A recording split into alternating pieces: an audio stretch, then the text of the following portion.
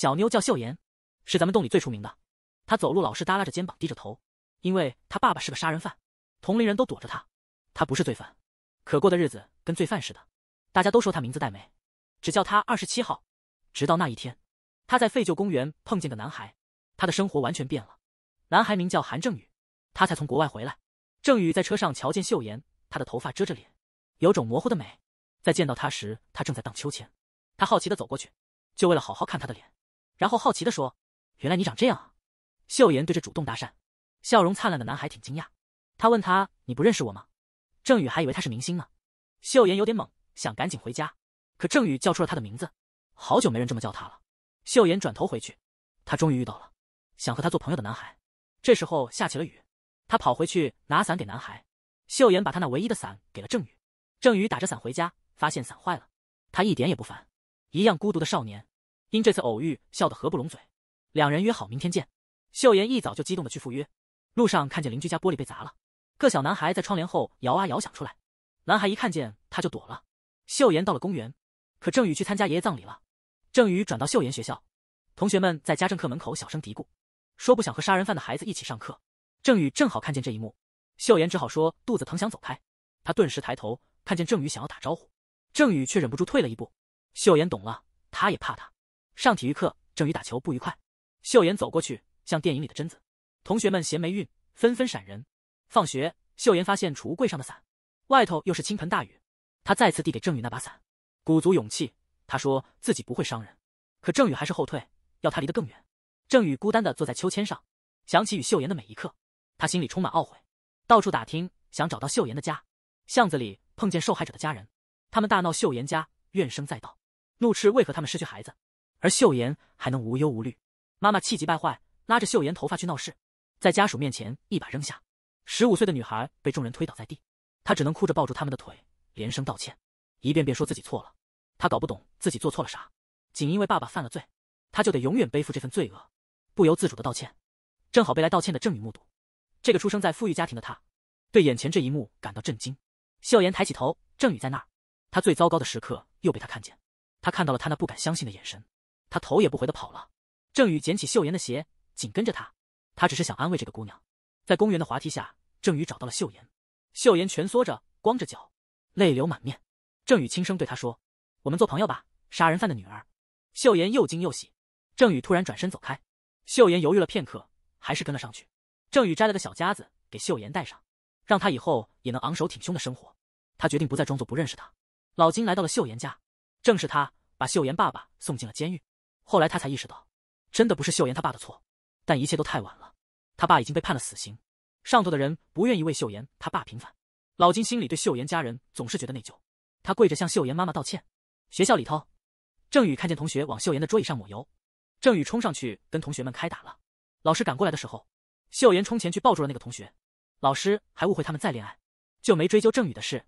郑宇自己也搞不懂为啥那么冲动。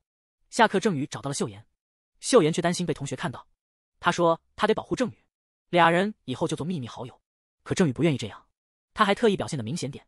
两人坐在教学楼的台阶上吃冰棍，就算楼上的同学们往下扔垃圾，郑宇告诉秀妍：“你没做错什么，以后都要抬头走路。”两人笑着，头仰起来吃着冰棍。从此，俩人在学校都被孤立了。放学回家的路上，秀妍看到郑宇背上贴着纸条，他还责怪郑宇做事太冲动。这时候，他们发现隔壁的房子着火了。秀妍想到那家的小男孩独自一人，急忙跑去救人。郑宇拿起砖块，猛地一下砸开了门锁，门终于开了。小男孩一把推开郑宇，就往外冲，项链也掉在地上，摔成了碎片。郑宇看到小男孩腿上伤得厉害，秀妍紧跟着上前。这时，郑宇把小男孩抱起来，赶紧送他去了诊所。郑宇那时候还不知道，这个小男孩其实是他自己的叔叔。他和秀妍的生活也因为这段缘分而开始改变。这是我见过最无情的财阀，因为自己爸爸数千亿的秘密基金，他不管爸爸死活，硬是把病重的爸爸从家里拉走了。他为了逼出老爸的情妇，让他吐出那笔神秘资金的行踪，竟然用了亲弟弟当诱饵，想让狗咬死他。那孩子名叫小俊，窗户成了他逃命的路，但狗已经让他的腿血肉模糊。他拖着那伤腿一瘸一拐的逃，手里紧抓着老爸留下的那串项链，那是开启瑞士银行秘密基金的钥匙。最后是他爸身边的那个护士救了他，担心被追杀，医院都不能去，只好躲在秀妍家隔壁的小屋里。郑护士悄悄摸进了精神病院，告诉小俊他妈，儿子还活着。小俊妈让郑护士去绑个人，是韩太俊的儿子郑宇，要换他们自由。郑护士前进韩家，拿了小俊妈藏的那堆现金，连同那笔秘密基金一起，打算绑了郑宇，一起逃得远远的。郑宇抱着那伤孩子到了诊所，他哪知道这孩子比他还小，竟是自己的小叔叔。更想不到的是，这孩子他妈正谋划绑架他。他给后妈打了个电话求救，后妈在丈夫面前总是装得无微不至，其实对郑宇冷若冰霜，她根本不想理那些麻烦。这时候是爸爸接的电话，火灾吓坏了他，立刻要人过去。他对妻子大声斥责：“别总摆那副大女主人的架子，你加入这家就是为了照顾我的孩子。”郑护士出现在诊所，刚好看到郑宇在门口等他爸，他一眼认出他正是韩太俊的儿子。小俊醒来，发现项链不见了，好慌。秀妍把项链还给了他，秀妍还以为长发的小俊是个男孩子，小俊嘟嚷着，心里骂秀妍笨蛋。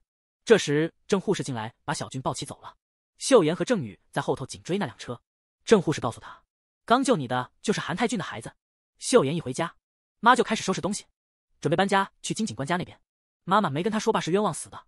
秀妍搞不懂为啥得搬去金警官家，金警官女儿也是一头雾水，邻居们都误会金警官好事将近。郑宇找秀妍，听说他搬家了，他赶紧跑到小公园，看到秀妍带着发卡荡秋千，他这才心里踏实了。秀妍说想送郑宇个礼物，得等下雨那天才行。郑宇从此就盼望着天降甘霖。秀妍带郑宇到新家，俩人就坐在门槛上。秀妍因为脚上的疤痕感到自卑，郑宇就露出自己的伤痕，说我比你严重。秀妍终于敞开心扉，跟郑宇说是躲爸爸打才受的伤，虽然表面好了，心里还是疼。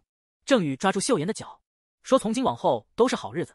恩珠正巧看到这一幕，本想训秀妍，看见郑宇就花痴了。放学回家的路上，秀妍在公交车上睡着了，随着公交颠簸，两人迷迷糊糊就初吻了。初吻让郑宇激动不已，心里像小鹿乱撞，他只能默默跟在秀妍后面。秀妍家门口的灯老是闪，郑宇伸手想去修理，两人目光相对，少年心里那股小鹿乱撞。这时候金警官不合时宜的出现了，揪着郑宇的耳朵就往家里拖。金警官给俩女儿买了新衣，郑宇忍不住偷瞄秀妍，金警官都忍不住提醒他低调点。恩珠嫉妒的说，郑宇这么帅怎么会看上你？秀妍自卑的垂头说，可能是我太可怜了吧。恩珠一下子意识到自己说漏了嘴，马上转口安慰秀妍说，咱们是金刑警的骄傲。妈也赶紧安抚女儿，说这衣服你穿的比恩珠还漂亮。家里人开心的笑闹，气氛一下子融洽了起来。秀妍在新家的墙上用红砖刻出想你的字样。老金开车送郑宇回家，路上他跟郑宇聊起理想，告诉他大人的梦想就是要做个正直的人。临走前，他注意到郑宇家门口那辆怪异的面包车，警察的直觉作祟，他赶忙记下了那车牌号码。终于等到下雨的那天，两个少年像约定的飞奔。秀妍目睹男友被人绑架，心急如焚，看着绑匪捂住郑宇的嘴，往面包车里拖，他急忙追了过去，心中既急又乱。因为秀妍目击了一切，绑匪只好停下车。秀妍害怕但勇敢地冲上前，拼命拍打车窗叫喊。绑匪打开车门，顺手把秀妍也带上了车。郑护士带小俊去见他妈，妈妈透过窗户望着，远远的她看着自己的孩子，脸上是安心的神情。她让韩太俊过来谈，告诉他郑宇被绑的事情，只要他放过母子俩，就能换回郑宇的自由。但他没料到韩太俊贪婪到根本不肯松口。郑宇和秀妍被带到一间荒废的仓库里，两个孩子无助的紧贴在一起，互相依偎。郑宇捡起一块碎啤酒瓶，想要截断绑绳。就在他即将成功的那一刻，绑匪走了进来，他粗暴地把秀妍拖开，然后残忍地对他下手。郑宇满脸愤怒和悲伤，眼睁睁看着秀妍受难。另一个绑匪发现情况不妙，与同伙起了争执。这时郑宇的手被解开，他望向地上的秀妍，望着敞开的门，他在恐惧中选择了逃跑。秀妍看到门开了，他踉踉跄跄地跑了出去，谁知一出门就差点被路边的车撞上。秀妍抬起头，绝望中寻求帮助。小俊那眼神一亮，认出了是秀妍，那个曾经救过他的小姐姐。郑护士也瞬间看出来了，这女孩就是想要灭口的那个。他赶紧倒车，踩下油门，直冲向秀妍。郑宇摇摇晃晃地从旧仓库走了出来，外头正好开始飘起了雪花。他的脑海里回想起他俩关于初雪见面的那个约定，他含泪一边跑一边泪流满面。他躲开那些追他的坏蛋，跑到了路边，拿起手机给他爸打了电话。他对爸爸说，你得快来，秀妍她有危险。可他那冷血的爸哪在乎别人死活呀，他想要报警。这时候绑匪追上来了，他跪在地上开始跟绑匪求饶。这时他爸爸赶到了，他求爸爸，咱们赶紧去救秀妍。他爸爸却给了他一巴掌，然后让人把他硬是带走了。韩太俊不想让这事儿爆漏，他点了把火，把仓库给烧了。老金接到报警，来到仓库这调查，他找到了秀妍掉落的发夹，可是同事们就是不信这儿发生过绑架。郑宇回家了，却没人安慰他，他爸爸反倒怪他报了警。郑宇跪在地上求爸爸快去救秀妍。吓坏了的郑宇抓住继母的胳膊，他求他留下陪陪他，继母却冷漠地扔开了他的手。老金跟着那脚印一路找啊找，他找到了秀妍的一只鞋子。他到了路边，看到雪地上的血迹，他想找郑宇问问秀妍的下落，却被保镖给撵走了。他直奔警局，发现监控拍到周围的那辆面包车。他想起来了，这车就是那次停在郑宇家门口的。恩珠悄悄溜进了韩家，他看到郑宇蜷缩在角落，他一遍遍问郑宇秀妍在哪儿。他拿出日记本给郑宇看，郑宇看到日记里都是关于他的，他心里一阵绝望，泪水止不住的流。老金接到警局来的电话，得知了秀妍鞋子上的那些指纹，他想到了秀妍可能遭遇的事情。他对女儿说，从现在开始找秀妍就得像找咱家闺女似的，非得把她安安全全找回来不可，疯了吧唧的样子都行。韩泰俊急着掩盖真相，想快点结束这调查。他跟绑匪串通一气，声称秀妍被杀后扔进了河里。但郑宇在家里接到了秀妍的电话。这时韩泰俊冲进来，把郑宇的手机摔碎了。郑宇这才懂了，他爸根本就不打算找秀妍，对他爸彻底心灰意冷了。郑宇决定离家出走。老金也不信这一套，对调查结果表示怀疑。他在警局里发泄自己的愤怒。这时候郑宇走进了警局，他跪倒在老金面前，恳求老金务必找到秀妍。郑护士打算带小俊去美国，但小俊怎么也舍不得丢下秀妍。他把报纸递给秀妍，告诉他报纸上根本没提到韩郑宇。他对秀妍说，郑宇早就抛弃了他，所以才挂断电话。秀妍听后彻底崩溃了。老金依靠电话线索找到了小俊隐藏的地方，但小俊早就发现了老金。他把易拉罐塞进了老金车的刹车下。老金看到秀妍不停地喊着他的名字，可秀妍根本听不见，他始终以为自己被世界抛弃了。老金追到了山路上，发现刹车坏了，他最后一次喊出了恩珠的名字，就这样坠下了山崖。郑宇站在老金出车祸的地方，他对老金承诺，从此他来找秀妍。长大的郑宇成了刑警，外号疯兔子。那些年伤害秀妍的绑匪快出狱了，郑宇一想到秀妍，就想冲过去把绑匪揍个半死。首尔某豪华公寓里，一女子在家游泳，突然溺死了。郑宇调查此案，现场勘查后，郑宇准备和同事开车离开。门口时，他听到了熟悉的声音。门外，雨衣女孩和当年的秀妍有同样的举止。因为雨大，女孩跑了，郑宇赶紧追了上去。他抓住了女孩的手，却发现她跟记忆中的秀妍不一样。失望之下，他转身离开了。走进警局，郑宇自己关进淋浴间，手里紧握着专家模拟的秀妍成年照。这时候，同事喊他，他捂上耳朵，回想起秀妍叫他的声音。那女孩其实就是秀妍。14年前被小俊带走，因为一场车祸，他整容了。现在他是位著名服装设计师，从法国到济州岛因工作而来。面对羞辱，他不再低头，勇敢反击。小俊回国，特地来看他。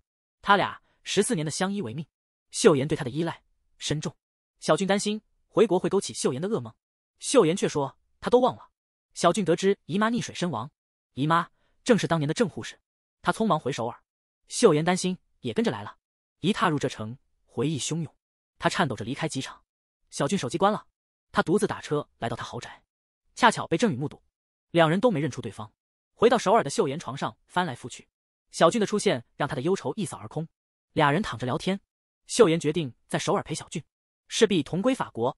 郑宇来到小俊家调查案件，同事呼喊他，秀妍一愣，他知道这是他的初恋，他情不自禁念着郑宇的名字，望向楼上。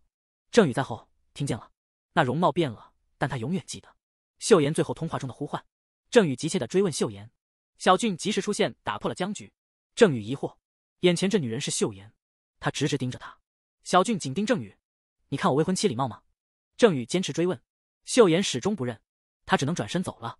郑宇心碎的借酒浇愁，踽踽独行至当初被捆的那个角落，回想着秀妍那熟悉的声音，他的内疚感愈发强烈。这男人轻触了下鼻梁，吓得车里的姑娘惊慌失措，因为他一眼就认出了他，是14年前那个侵犯他的绑匪江尚德。小俊因为开车不慎撞人，正打着电话报警。江尚德目睹了秀妍的慌乱，缓步靠近，他俯身贴在车窗，试图跟秀妍说话。秀妍连一眼都不敢给他，他趁机把秀妍的手机给顺走了。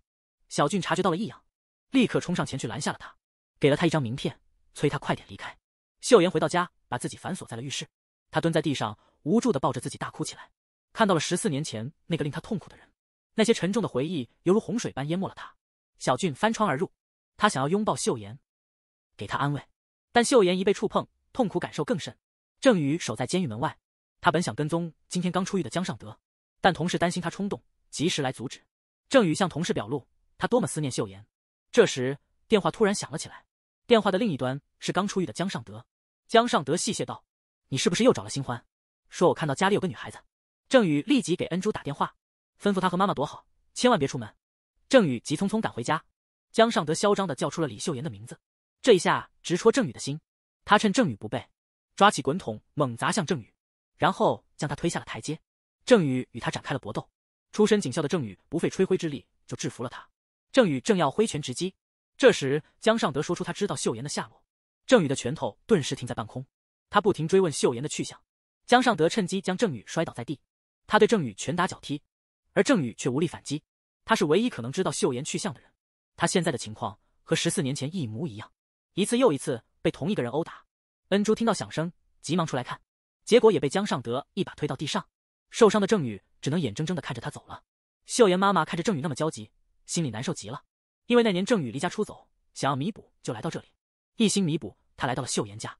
任秀妍妈妈如何责骂他都不会离开，就这样一待就是整整14载，他们之间已经如亲子一般。秀妍醒来，拿起小俊的手机接了电话，电话里是江尚德的声音。秀妍被吓得手一抖，把杯子打翻了。江尚德14年没见过女人了，他借口身体不舒服，想让秀妍来探望。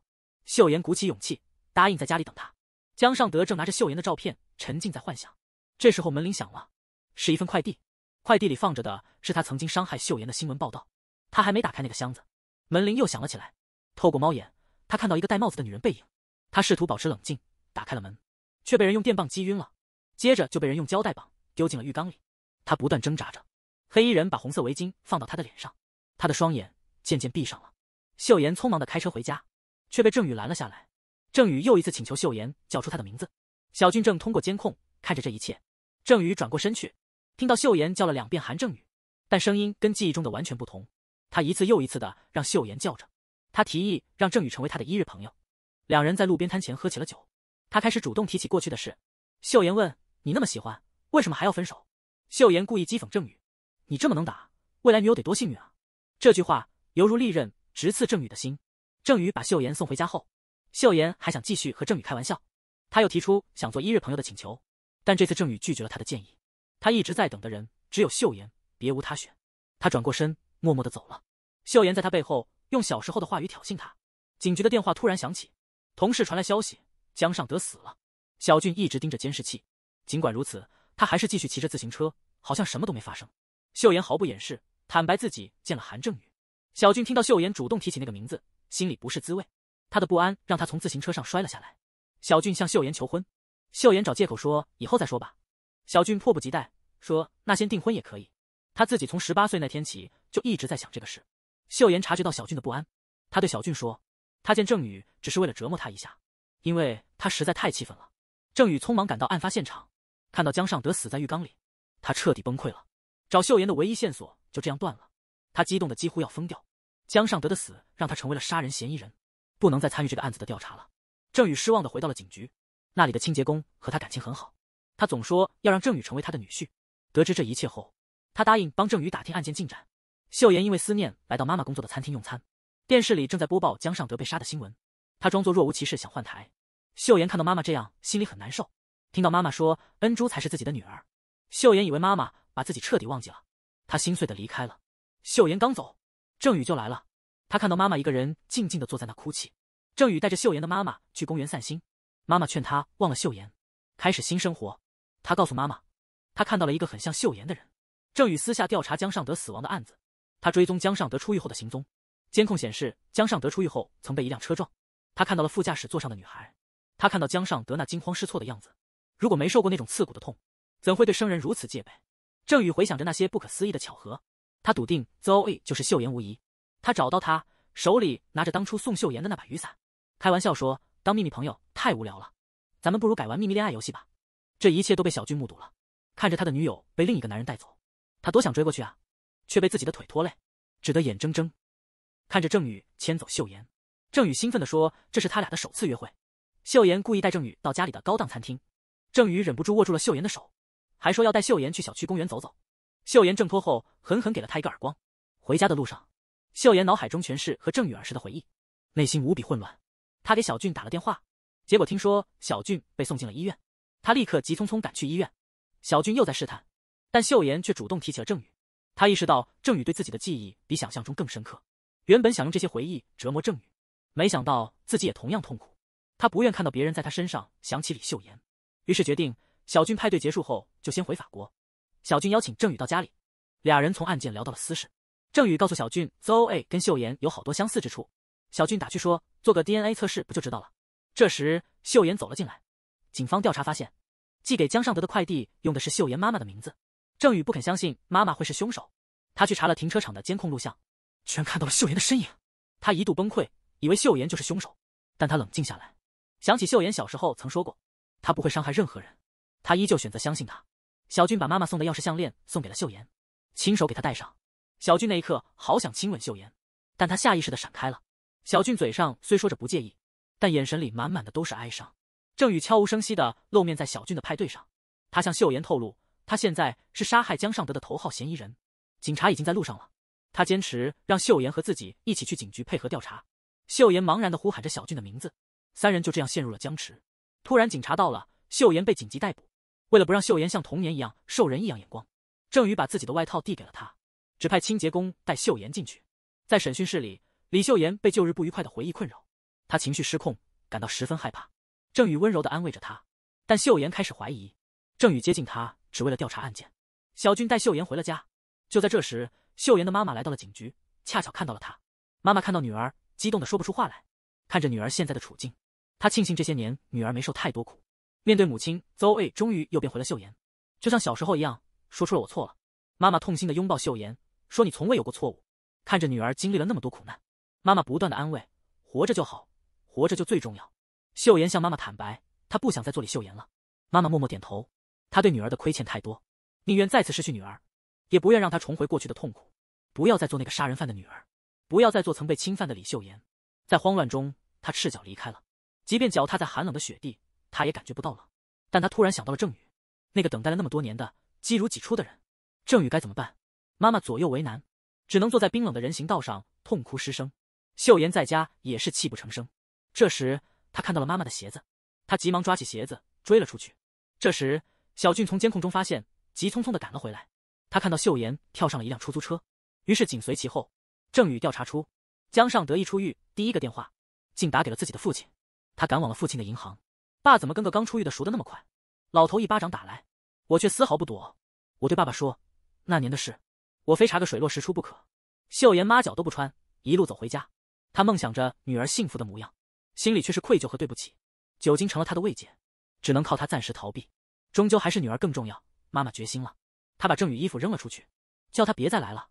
郑宇装可怜，撒娇似的说自己哪都不去。妈妈紧紧抱着郑宇，眼泪止不住。秀妍站在家的小区，眼睛追着路灯下徘徊的他，看到郑宇孤单的玩跷跷板，他忍不住心里一紧。郑宇差点栽了，秀妍不由自主的担心起来。他发现自己在不自觉的模仿郑宇的动作，看着他独自荡秋千，旧日记忆涌上心头。那些和郑宇一起的小时光，心里又暖又疼。一切都变了，秀妍泪眼模糊。郑宇看到秀妍急匆匆的跑来，他不敢面对，就这样跳上出租车逃离了。他在路边摊坐下，一边喝酒一边修补妈妈的鞋。小俊在街头接了电话，试探着问秀妍需不需要接。秀妍婉拒了，但还是说出了自己在路边摊的事。风把放鞋子的袋子吹跑了，秀妍急忙追。小俊站在那儿看着这一切，心里微笑。这时郑宇出现了，小俊的脸色瞬间变了。郑宇在远处用小时候的方式帮秀妍忘掉不快。小俊看着这一幕，心里五味杂陈。他突然意识到，秀妍从来没忘记过郑宇，14年的相伴竟不及15岁那年的初恋深刻。小俊心如刀割。回到家，小俊依旧询问秀妍这一天过得怎样。秀妍对小俊撒起了谎。小俊紧紧抱住秀妍，心里却是满满的不安。14年的陪伴却敌不过那一年的初恋。韩剧里的他是我见过最让人心疼的男二，也是最命苦的一个。小时候被哥哥的狗咬伤，留下伤疤，妈妈被送进了精神病院，生死未卜。在异国他乡，我和秀妍就靠彼此了，快要步入婚姻的殿堂。突然他的初恋又出现了。小俊察觉到秀妍开始对他撒谎了。他在书房里轻抚着妈妈的相片。这个世界上，妈妈是唯一永远不会背叛他的人。小俊带秀妍去韩泰俊家里做客。韩泰俊很好奇小俊的年龄，怎么一下子需要拐杖了？他怎么也没想到，这个年轻人居然是自己曾经想要用狗咬死的弟弟。会长的女儿美美要给哥哥郑宇送饭，小俊主动说带他去。快到站时，美美不小心说出了哥哥的名字。秀妍这才发现原来刚才去的地方是郑宇的家，他不懂为什么小俊要这么做。回家之后，秀妍把自己锁在房间里，小俊就站在门外敲个不停。他保证以后不再自作主张，任何事都会征求他的同意。郑宇开始怀疑清洁阿姨可能是凶手，他悄悄跟踪他回家，但阿姨发现了他。阿姨邀请郑宇进屋，他故意让郑宇发现了证据，然后趁机电晕了他。阿姨看着郑宇昏迷的手机，发现了他同事发来的消息，原来阿姨的女儿5年前就遭遇了不幸，宝拉在痛苦中选择了离开人世。郑宇醒来，发现自己被捆得牢牢的。阿姨告诉他宝拉已经去世，他经历了和秀妍小时候一样的悲剧。阿姨拿出药片准备给郑宇，这时郑宇请求再听秀妍的声音。郑宇给秀妍打了电话，他想让秀妍知道他在哪里，故意把路灯到他家的距离说错了，说完就晕过去了。秀妍感到事情不对，他立刻给郑宇的手机打电话。郑宇的同事告诉他，郑宇在抓捕犯人时失踪了。秀妍终于明白了郑宇的话中有话，他把郑宇的话转告给了同事。知道郑宇出事，秀妍焦急万分，因为郑宇不见了，他的脑海里浮现出2人小时候被绑架的场景。小俊看着心里非常难受，他安慰自己，秀妍只是因为回忆才会那么紧张。小俊没法阻止，决定陪秀妍一起去找。同事们根据线索找到了迷糊的郑宇，大婶其实没害他，还给他准备了饭菜。秀妍去医院探望郑宇，推门进去，看到郑宝正换衣服，秀妍不知道该往哪儿躲，羞得一脸通红。这时郑宇的同事也走了进来，看着郑宇跟同事开玩笑，秀妍终于露出了笑，好久不见。小俊这时候走进了病房，正巧看到秀妍对着郑宇笑。小俊跟郑宇病房里谈心，小俊问，如果秀妍不原谅你怎么办？郑宇说，我会等，一直等下去，直到她原谅我那天。恩珠来找郑宇一起回家，秀妍这才醒悟，原来郑宇一直住在他家。电梯里，小俊压抑着自己的怒气，14年来2人从不吵架，他不想因为韩正宇而起争执。回房后，小俊感到很气愤，他命令南李氏立刻将韩太俊的秘密账本偷来。小俊在密室跟个神秘人交谈，他急着想要报仇，对方告诉他，等韩正宇给韩太俊上手铐那一刻吧，女儿的凶手回国了。大婶伪装成司机在机场等人，上车后大婶告诉他，男人瞬间慌了。这时警察赶到，他们拦停了出租车。郑宇不想让大婶犯罪，他说对付这坏蛋杀了也无用，要他们后悔才是真正的复仇。但多年的痛苦与执着不是几句话就能改变的，大婶最终还是下了手。郑宇看到宝拉留给宝洁的遗书，心如刀绞，他给秀妍发短信，告诉他感激他还活着，还能让他去等。南李氏鬼鬼祟祟的偷走了韩太俊的账本，正好被下楼的美美撞见，他打电话告诉了爸爸。韩太俊知道被信任之人背叛，气得不行。南李氏用那账簿换了小俊的钱。南李氏问了，李秀妍知道是你妈害的他吗？那句话像针一样刺中了小俊的软肋。除掉郑护士不只是为秀妍复仇，他还想遮掩当年那起绑架的真相。秀妍妈把郑宇的东西收拾送警局去了，秀妍也恰巧来到了警局。妈妈痛心的跟郑宇说了再见，说一看到他就会想起那些痛苦。郑宇说他会等秀妍回来的那天。郑宇的心被这话像刀子割着。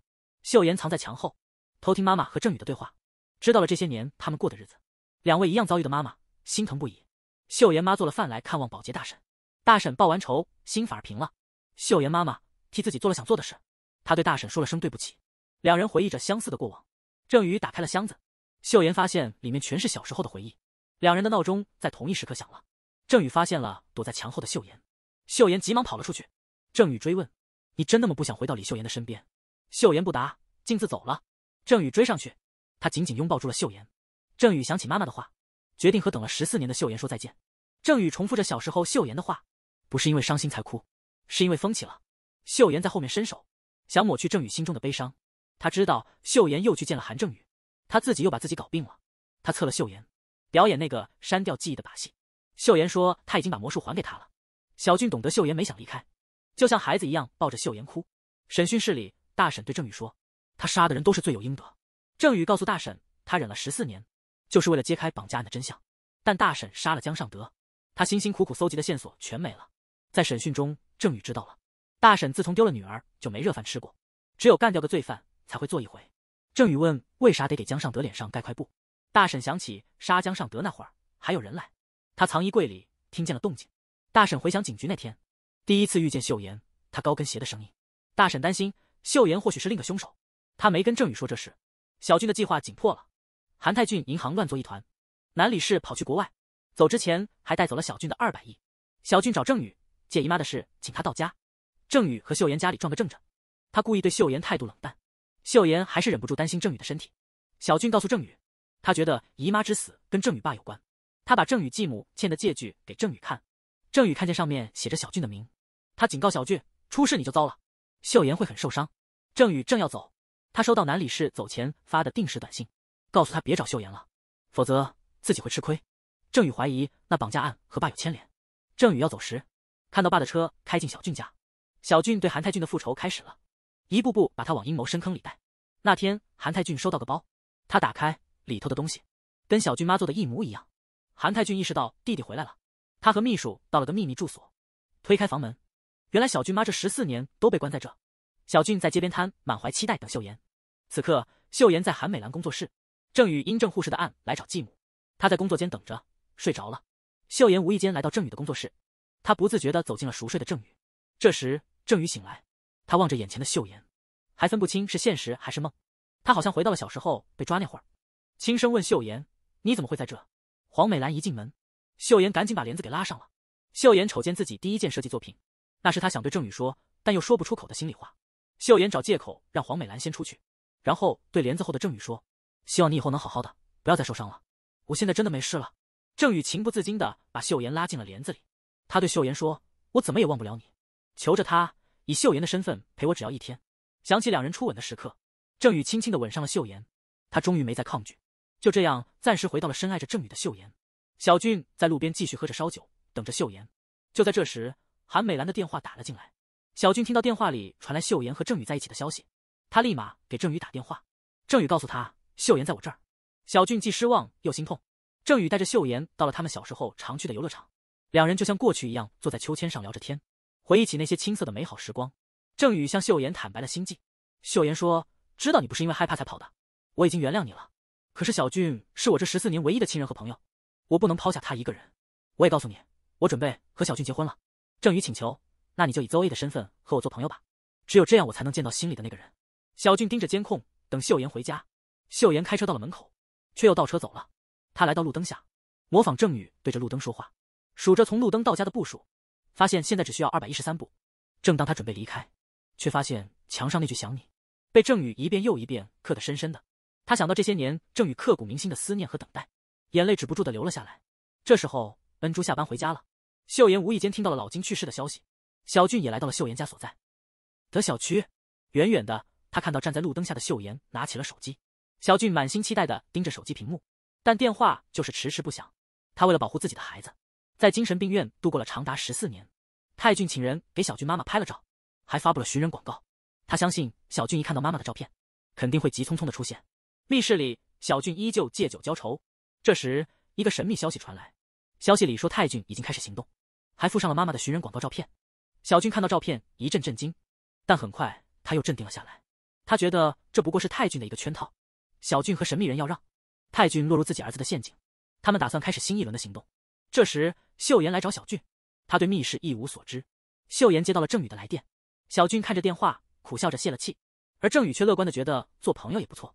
郑宇带着同事和蛋糕来到小俊家调查，秀妍主动询问金叔叔的事。郑宇解释说，因为罪犯的谎言，所有人都以为你死了，但老金和他始终信你还活着。老金也说过会找到他女儿，却在找到你前遭遇了不幸。秀妍才知道小时候亲切的叔叔因他而不幸，他深感内疚。郑宇紧握着秀妍的手，承诺要找出害死老金的凶手。小俊在一旁冷眼旁观，他盯着他们紧握的双手，气氛紧绷到了极点。郑宇离开后，小俊愤怒地戴上耳机，秀妍却责怪小俊对郑宇的冷漠。听秀妍这么一说，小俊彻底爆发了，他第一次对秀妍大发雷霆。秀妍一脸慌乱，不明白自己找到家人，小俊却一点也不高兴。两人首次争吵，秀妍不知所措。黄美兰急切地希望郑宇能快找到南李氏。这时小俊也来到了工作室，他故意在郑宇面前问黄美兰关于金医院的事情。黄美兰虽然否认，但她明显慌了神。郑宇察觉到了点端倪，他和同事赶到金医院，碰巧看见他爸的车离开了疗养院。郑宇跟同事开始问院长问题，可那院长被泰俊收买了，嘴巴紧闭。就在他俩准备离开的时候，突然一声惨叫，他们赶忙冲过去一看，那个年代绑架案的同伙老李从楼上掉下来，当场没命了。郑宇在他衣服里找到了一张家庭照，小俊远远地目睹了这一切。郑宇抬头一瞧，追着凶手去了。追到楼顶，凶手早就不见踪影。爱情这东西真讲不清啊，14年的相依为命，还是比不上郑宇在秀妍心中的地位。秀妍问小俊，怎么做你才能不生气？秀妍愣在那儿，小俊突然握住了秀妍的手，他又想吻秀妍一次，秀妍躲开了小俊的吻，小俊心痛地控制住了秀妍，他追问秀妍：“这就是你说的陪在我身边？”说完，他又吻了上去，秀妍还是躲闪不及，小俊彻底怒了，他把秀妍拖到了地上。小俊对秀妍说：“就算这样，我也得让你留下。”秀妍伤心极了，他告诉小俊：“再这样我就真的走了。”这下小俊慌了，可是看着秀妍走了，小俊竟然追都追不上。秀妍自己坐在车里痛哭，小俊的世界越缩越小，小到只够他和秀妍俩人，但他的世界广阔，有家有初恋，他不知该如何是好。这边郑宇回想起和秀妍的吻，坐在车里笑得合不拢嘴。郑宇找到了秀妍妈妈的餐馆，秀妍妈责怪他总住在酒店，看着还在等秀妍的郑宇，他心里难受。这时秀妍也到了餐馆，郑宇一见急忙跟了上去。郑宇跟在夜市里一直尾随秀妍，把秀妍的围巾也给买了一样的，跟秀妍聊个不停，尽力逗她笑。雪花洋洋洒洒，圣诞夜的美景啊！郑宇想把秀妍手塞口袋取暖，看见秀妍手上的伤，他心里一紧，他不多问，话题一转就岔开了。送秀妍回家的路上，秀妍偷偷的在车里掉眼泪，郑宇看着心里那个疼啊。秀妍一回到家，看见小俊准备的夜宵在那等着，秀妍说他会跟妈妈还有郑宇见面，他也会帮忙找出谁害了金叔叔。小俊一听这话，立刻心虚。小俊把妈妈的照片给秀妍看，他告诉秀妍是那个人害他惨了，害死了他妈，现在那人又来要他命。他知道是他带走了秀妍，如果秀妍恢复了李秀妍的身份，小俊自己的身份也危险了。小俊为了留住秀妍，甚至答应他可以和郑宇做朋友，只要他心不变，三人可以做朋友相处。小俊的计划对，秀妍担心小俊，决定还是以 Zoe 的身份留在韩国。秀妍去了韩美兰的工作室工作，郑宇给秀妍打电话，昨晚还哭的秀妍今天怎么这么快乐？郑宇都快疯了。秀妍伤心，他担心，快乐他也慌。同事告诉郑宇老李是溺死的，凶手假装用毛巾捂死，等郑宇来了才扔尸体。郑宇想起是小俊提起进医院，他开始怀疑小俊了。郑宇去监狱看望清洁大，他追问大看见的凶手是谁。大本想瞒着，可郑宇说目标是他。大就说听到高跟鞋声可能是秀妍。郑宇说如果是秀妍，他俩就一起跑。韩泰俊怕医院不安全，把小俊妈接到自己家，趁是郑宇姨妈。这会儿郑宇到父亲公司找线索，但只碰见了秘书。这时小俊也来找韩泰俊了。郑宇听那拐杖声和高跟鞋声嘎嘎相似，心里对小俊疑云又添了一层。郑宇坐进了小俊的车。这会儿郑宇妹妹电话来了一通，说姨妈来家里了，精神状态有点怪。小俊听母亲在韩泰俊那儿，心里挺不是滋味。两男因为同一女孩，气氛紧张的像拉弓的箭。秀妍的脚步声突然在门外响起，小俊故作茶艺，拐杖一扔地上。秀妍一进门就开始埋怨郑宇。两男静静看着秀妍，等他做出选择。秀妍左右为难，情绪一激，直接走人了。郑宇紧跟不放，身后追了出去。秀妍不想回家，径直奔工作室。郑宇担心安全，决定留下陪她。翌日一大早，郑宇回家探望姨妈。黄美兰慌乱中把女人带进了房间，房间里忽然传出尖叫声。郑宇赶过去，看见个黑衣人，正试图抢姨妈手中之物。黑衣人一跃窗外逃跑了。郑宇追出去，俩人厮打起来。黑衣人挣脱逃了，郑宇怒扔石头，石头正中他肩膀。这时妹妹出现，黑衣人把妹妹劫为人质，双方对峙着。最终黑衣人把妹妹推开，趁机逃离了现场。黑衣人闯进小俊家，交出抢来的物事。小俊神情恍惚，让他把 Zoe 带回来。恩珠得知了秀妍身份，直奔工作室去找秀妍。秀妍对自己身份一口没承认。恩珠刻意透露父亲因秀妍去世，说若秀妍过得好，他定会恨透他。秀妍给郑宇打了个电话，说他要找到凶手再回家去。郑宇接个电话，南李氏尸体被河中发现。郑宇赶到现场，一式连环杀案，凶手手法一致，都和谁有关？作案地正是当年绑匪撒谎的地点。郑宇在南李氏口中发现 U 盘一个，到了警局一查，里头全是老爸贿赂高官的铁证。郑宇决心得挖深挖透，所长却突然冲进来，硬是要阻止调查。郑宇拿出证据，据理力争，结果所长二话不说，直接给了郑宇开除通知。秀妍在工作室桌上找到了个小盒子，盒子里躺着一个闪存盘，他正要看个究竟。这时候库房那边响起点动静，秀妍赶紧去查个究竟。这当儿有人悄悄摸走了秀妍的手机。郑宇在局里接到秀妍的来电，电话那头传来的却是老爸和金医院长的密谈。俩人谈的是302病房的病人，还提起了14年前的旧事。电话一挂，郑宇心里一急，担心秀妍的安全，急匆匆跑了出去。秀妍从库房回来，继续听 U 盘里的录音，录的是老李被害前的最后一段话。秀妍终于明白，当年是韩泰俊逼着老李撒谎，说是自己没了。秀妍吓得魂都快飞了，记忆的碎片也开始慢慢拼回原处。他突然想起郑护士说过的话，终于明白，一直在暗中害小俊的，竟然是郑宇他老爸。原来这一切都是小俊精心策划的局，他的目的就是让秀妍离开郑宇。原来那个黑衣人其实是韩泰俊身边的秘书。郑宇急得像热锅上的蚂蚁，跑去秀妍工作室，但是人去楼空，只在床单下找到了秀妍的手机。他越发担心秀妍的安全。而此时，小俊正安静地坐在地板上等着。电梯门一开，秀妍还是回来了。他质问小俊，真的不知道是谁造成了他的残疾。小俊泪眼婆娑，卑微地爬过去，紧紧抱住秀妍的双腿。他又对秀妍谎称自己一无所知。这一幕被担心秀妍的郑宇看在眼里。小俊抱着秀妍不放手，还得意洋洋地挑衅郑宇。郑宇气得七窍生烟，他又大喊秀妍的名字。秀妍这回把小俊推开了。小俊马上又装出一副病痛的样子，说腿疼。郑宇想把秀妍带走，小俊又开始假装头晕。郑宇实在看不下去他那一套假把戏了，今晚我也得留在这儿。秀妍和小俊都傻眼了。秀妍在屋里问小俊是不是在骗他，小俊说的话把秀妍吓得半死。小俊还在继续对秀妍洗脑，你不也说过要弄死那些伤害你的人吗？变的不是我，是你。郑宇为了调查搬回了自家。黄美兰可不欢迎这个样儿，但老爸其实心底还挺高兴儿子回来了。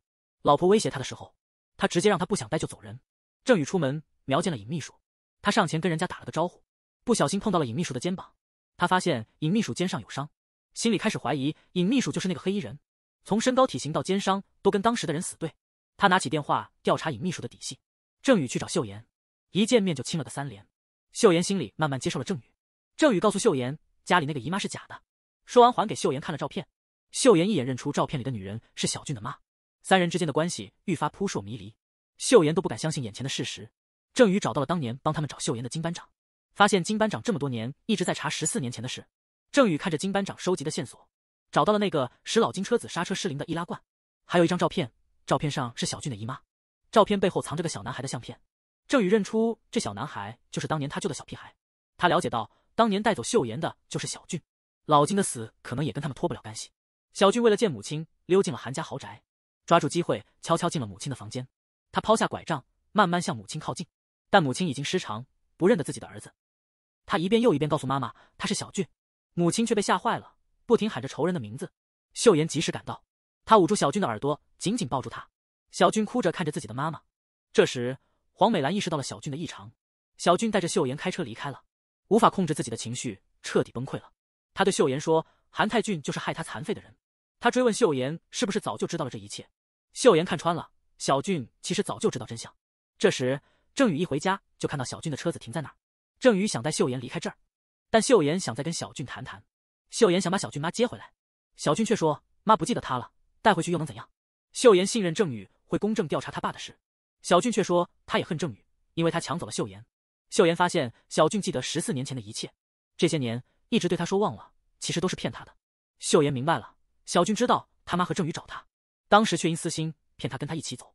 秀妍承受不了这些年的欺骗，他想下车离开这一切。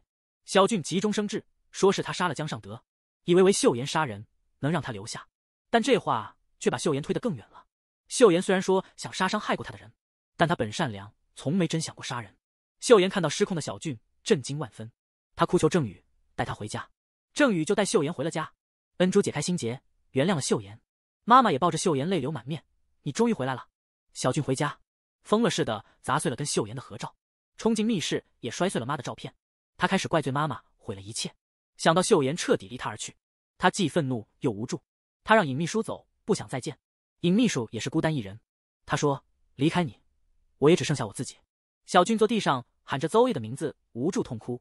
秀妍想起小俊救了当年崩溃的他，还照顾了他14年，他决定回去给小俊个交代。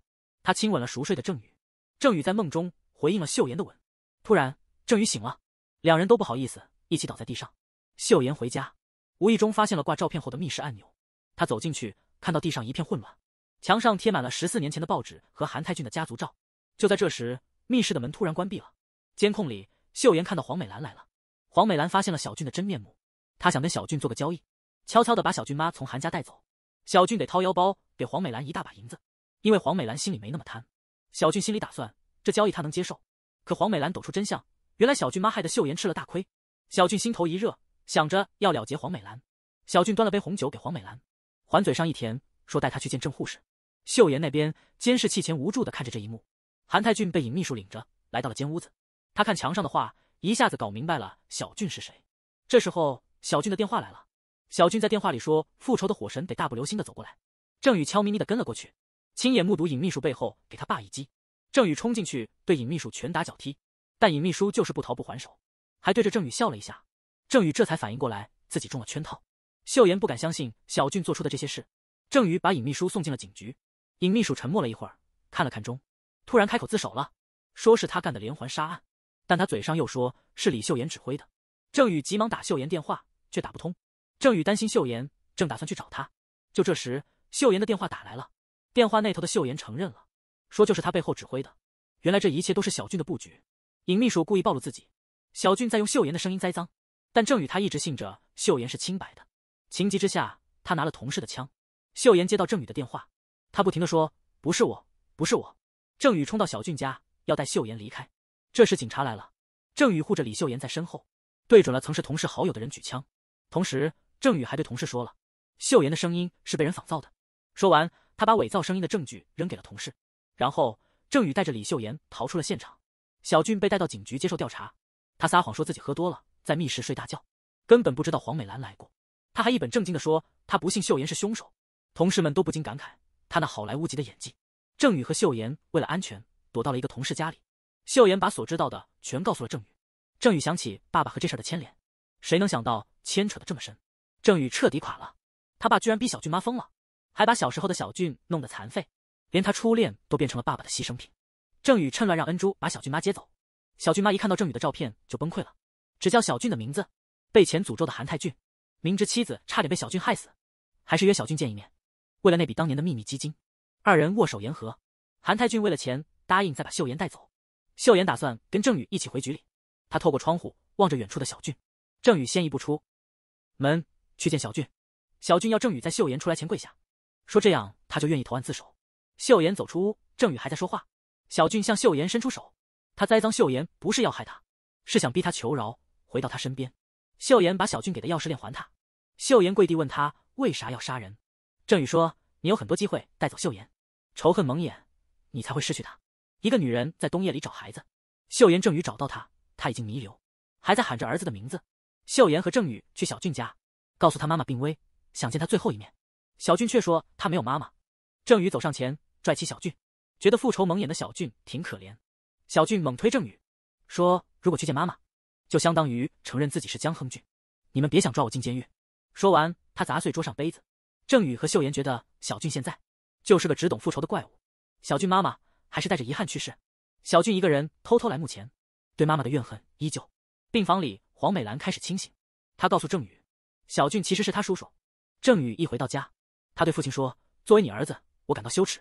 郑宇猜心里想，小俊可能躲在那火灾的老房子，他就像以前就小不点似的推开了房门。这时候小俊回头把郑宇关在屋里。